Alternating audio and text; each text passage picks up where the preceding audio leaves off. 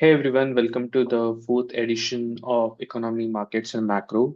This is a short podcast that I do every Sunday, going through anything that I came across in the last week around any news or anything that has been going around economy, markets and macro. So this is a quick short podcast of 15 minutes where I cover everything. So without saying anything else, let's just start in this. Let me just share my screen and we can, start to see what all things that I've been reading and coming across. Yep. So the first thing that I came across is this, this is related to Indian market. So as you can see in H1 2025, there have been a lot of block deals. Promoters have been cashing out from their stakes in the stocks. So this is for Nifty 500 stocks. So this is about how much stake did promoters sell worth of value each year from 2019. So as you can see for H1 2025, that is the first half of 2025, we are almost at $7 billion now. And it is really progressing. We still have 6 months to go, so it can turn out to be an year with a record high. The highest in the from 2019 was $12.5 billion into 2023, but it seems like this year might pass that record high. We have a lot of IPOs scheduled as well in the next 6 months.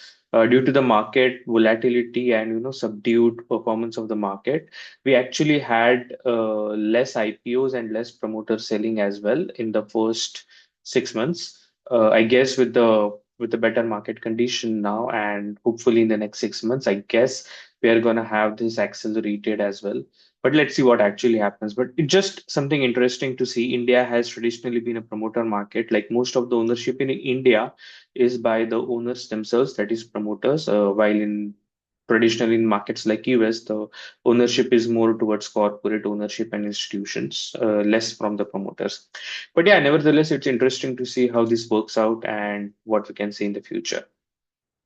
The next thing that I read was this: Jio Blackrock have finally closed their first NFO and they raised around 17,800 crores through their debit NFO. I think there were three schemes here. One was the overnight fund, liquid fund, and the money market fund. So it seems like they have attracted around 90 institutional investors and almost 67,000 retail investors. It's interesting to see this is a new AMC. Jio Blackrock. So Jio, obviously a very prominent name in India, and also BlackRock, which is one of the prominent names in the whole world. It's really interesting to see how this whole AMC will perform. It seems like they're going to go through passive route or low cost route, so to say. I don't know what are their plans on the active funds per se, but it's really interesting to see how they would perform in the Indian markets. Lately, there have been a lot of new AMCs coming in. Like in the past couple of years, only we saw like a lot of AMCs coming in and launching new funds. Like it's so yeah, the war around AMC, the competition around AMC is going to get toughen up a lot. It will be really, really interesting to see what actually happens here. I'm really looking forward to this.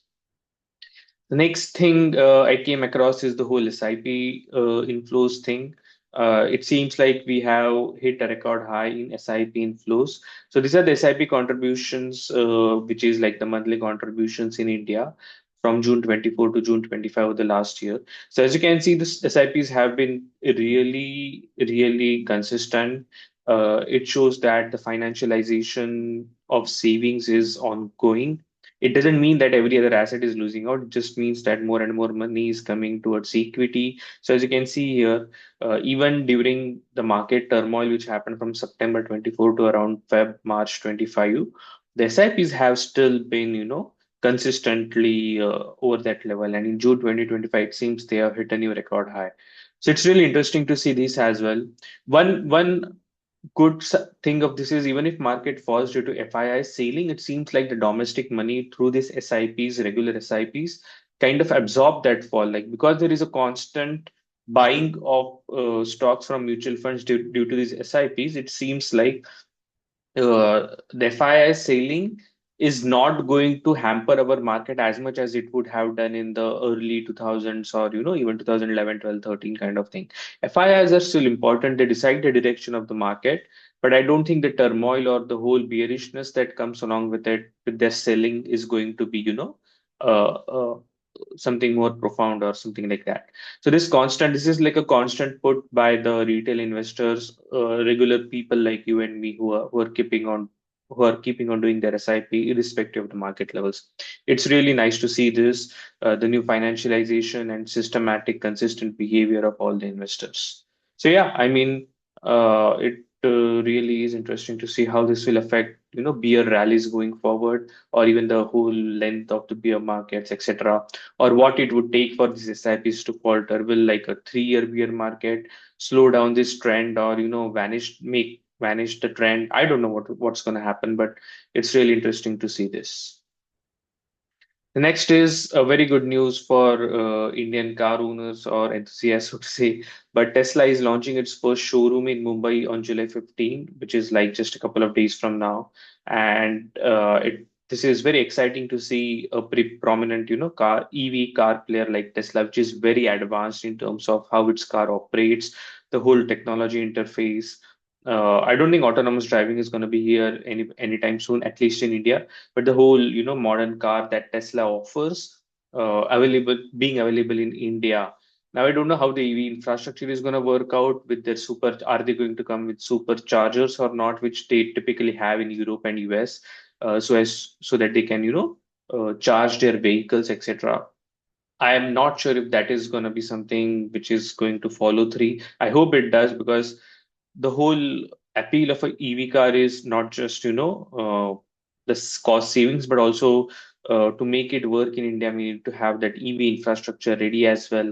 Also, Tesla cars are not looked upon like a regular EV car, at least in India. They are kind of a supercar with a luxury feel kind of thing. So it's really interesting to see Tesla launch here. I don't expect Tesla to, do any great inroads right away, because it's a costly car, so to say, at least around 20 $25,000, if not more. And with import tariffs and everything, I think the cost is just going to go up. Now, the big looming thing here is the tariffs. India has very high tariffs on the import of cars. That's why we have, very good domestic car manufacturing market, like, Maruti, Hyundai, Mahindra, and the likes, because we have very high tariffs on the import of foreign cars. Even BYD, etc., are very expensive. Most of the luxury cars in India are very expensive, the German manufacturers as well. The reason is basically because India has very high tariffs on the import of cars, and there are pros and cons there. Like, we have a good growing domestic industry, but it also kind of doesn't give consumers the option to, buy better cars from abroad, which are better safety feature, modern tech, and just, a better car overall. So there are pros and cons. I don't want to go into that right away. Like, it depends on who you are and what you want to prioritize. But yeah, it's interesting to see Tesla launch this again at this price point. I don't think they're going to be able to make big inroads in India. The domestic market, the whole service supply chain in India is much more robust with our incumbent players. So I think this is going to be a good addition, but I don't see, a runaway growth here in India for Tesla at least. The next thing that I came across is this chart. So let me just quickly, zoom it a bit. So the Magnificent Seven or the Max Seven, so to say. So what is the performance of them year to date? So overall, the performance was a negative half a point, so flat kind of thing, negative half 500 basis points. So kind of like a 50 basis points, sorry, negative 50 basis points. So kind of flat. But if we look at their constituents like the Meta, Microsoft, and Nvidia have performed the best, while Amazon, Google, Tesla, and Apple have performed the worst. Now, Apple is an interesting thing. They have not gotten on the AI wave. So Meta, Microsoft, and Nvidia is basically the foothold of the whole AI wave, the chips and everything. But we know that Meta and Microsoft have done a lot of investments in the whole AI infrastructure. Like, Meta is like literally offering like 70, 80, $100 million bonus, not just a paycheck, a bonus, or like a yearly salary to AI engineers and innovators. They have poached a lot of people from OpenAI. So they are very bullish and, doing a lot of investments in the whole AI infrastructure, and hope they and hoping that they will, launch a good model. So Meta currently doesn't have a good AI model.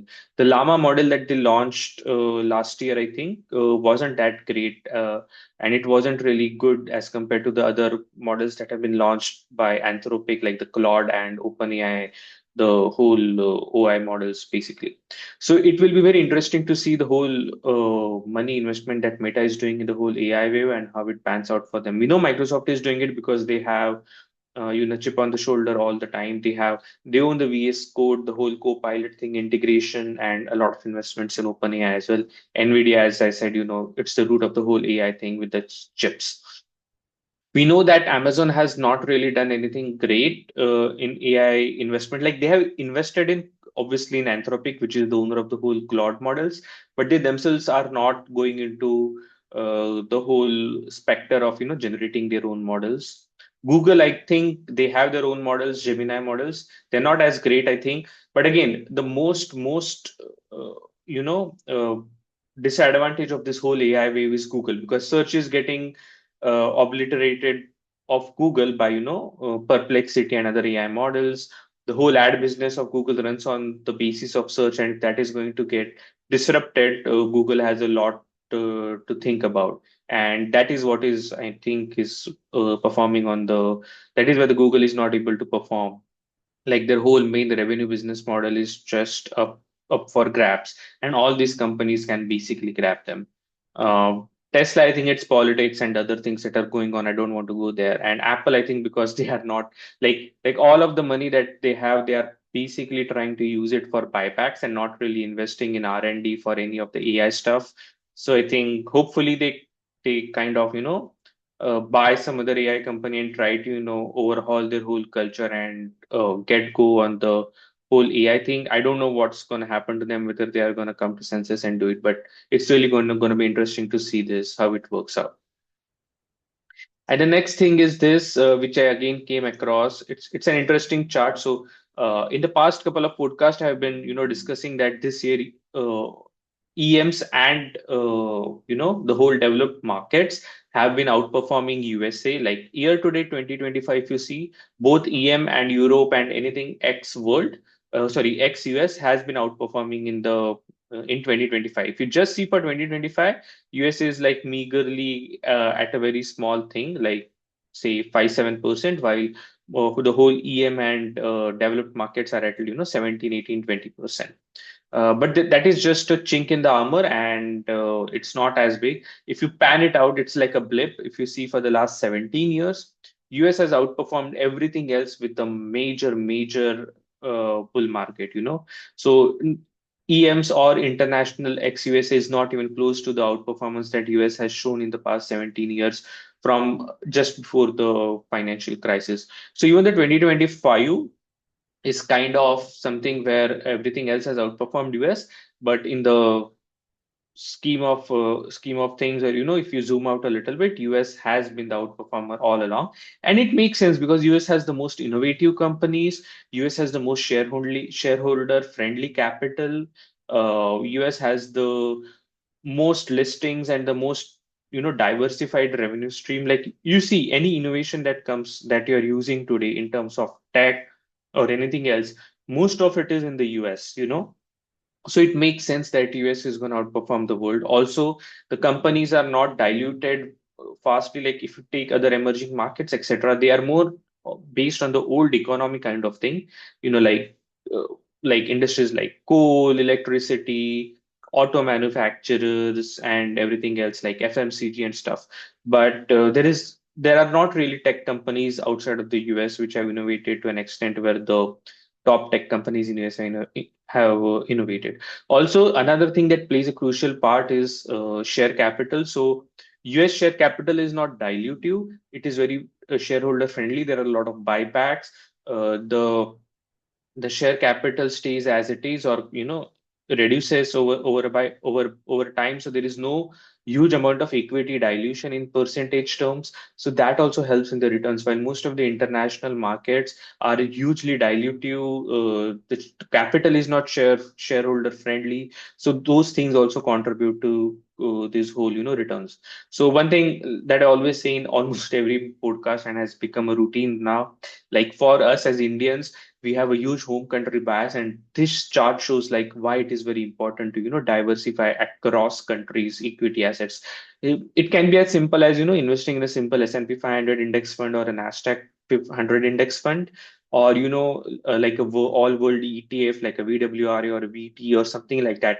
But some kind of a diversification is necessary, and it shouldn't be like 5 or 10%. You need to commit like 30-40% of your net worth equity allocation, at least to this whole international diversification. It is very important, so that if tomorrow India goes through a sideways or a bear market for 10 years, or we have a huge currency depreciation, we don't get stuck with it.